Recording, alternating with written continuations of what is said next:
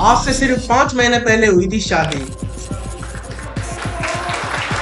सपनों से भरी एक लड़की, farmer miss Pune, MBA graduate, और फिर एक दिन उसकी लाश उसके ही ससुराल से टेरिस से मिलती है।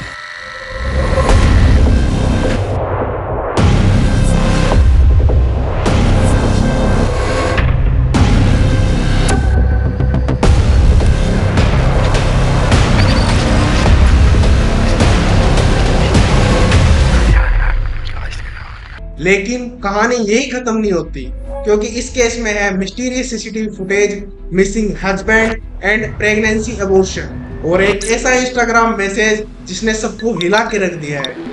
आई एम ट्रैप्ड ब्रो, तू मत फंसना। हम बात करने वाले हैं ट्विशा शर्मा मर्डर केस की, जो अब सिर्फ एक सुसाइड नहीं, मिस्ट्री मर्डर बन चुका है। ट्विशा शर्मा नोएडा की रहने वाली 33 साल की एमबीए ग्रेजुएट, वो फॉर्मर मिस पुणे भी रह चुकी थी, और इन्होंने एक तेलुगु मूवी में काम भी किया है। 2024 में इनकी मुलाकात होती है एक डेटिंग ऐप के थ्रू समर्थ सिंह से, जो कि पेशे से एक लॉयर थे। दोनों का रिलेशनशिप आगे बढ़ा और दिसंबर 2025 में इनकी शादी हुई। ट्विशा शर्मा की फैमिली के मुताबिक ट्विशा की जिंदगी शादी के कुछ हफ्तों बाद ही बदल गई थी। आखिर क्यों?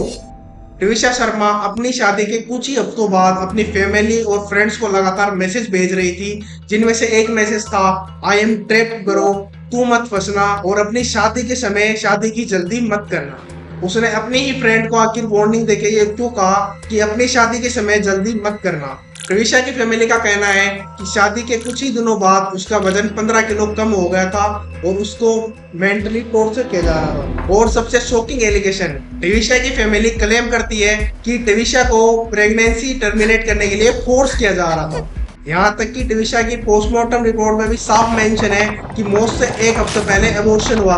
12 मई 2026 की रात को ट्विशा की फैमिली के पास में एक कॉल आता है कि उनकी बेटी अब इस दुनिया में नहीं रही। पुलिस रिपोर्ट के मुताबिक ट्विशा की डेथ हैंगिंग के कारण हुई है।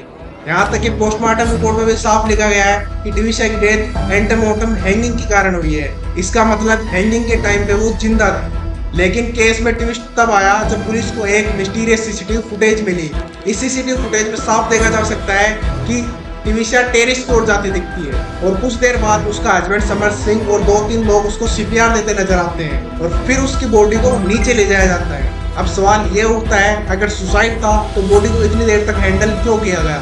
सीपीआर स्टेयरकेस पे ही क्यों दिया गया? और सबसे बड़ा सवाल, आखिर हस्बैंड समर सिंह अब तक क्यों फरार है? पुलिस ने समर सिंह और उसकी मां गिरबाला सिंह के खिलाफ अमेंडमेंट टू मर्डर का केस रजिस्टर किया है। ट्विशा की सास गिरबाला सिंह कोई आम इंसान नहीं है, वो एक रिटायर्ड जज है, इसलिए सोशल मीडिया पर इन्वेस्टिगेशन पर भी सवाल खड़े किए जा रहे हैं। ट्विशा के फादर का कहना है कि उनकी बेटी पर फाइनेंशियल प्रेशर भी था। इनके बीच शेयर्स और पैसे ट्रांसफर करवाने की भी बात होती थी। इस केस ने सोशल मीडिया पर बहुत बड़ा बवाल खड़ा कर दिया है। ऑनलाइन प्लेटफॉर्म्स पर लोग कह रहे हैं कि ट्विशा ने हेल्प मांगी थी, शायद उसे बचाया जा सकता था, लेकिन बहुत देर हो चुकी थी। लेकिन ऑफिशियली ये अभी तक मर्डर प्रूफ नहीं हुआ है। इन्वेस्टिगेशन चल रही है और एसआईटी टीम केस को हैंडल कर रही है। एक सक्सेसफुल, वेल एजुकेटेड और इंडिपेंडेंट वुमेन 5 महीने पहले अपनी जिंदगी की एक नई शुरुआत कर रही थी, आज उसकी डेथ एक मिस्ट्री बन चुकी है। क्या ये सुसाइड था, या मेंटल टॉर्चर ने उसकी जान ले ली, या फिर सच कुछ और ही है?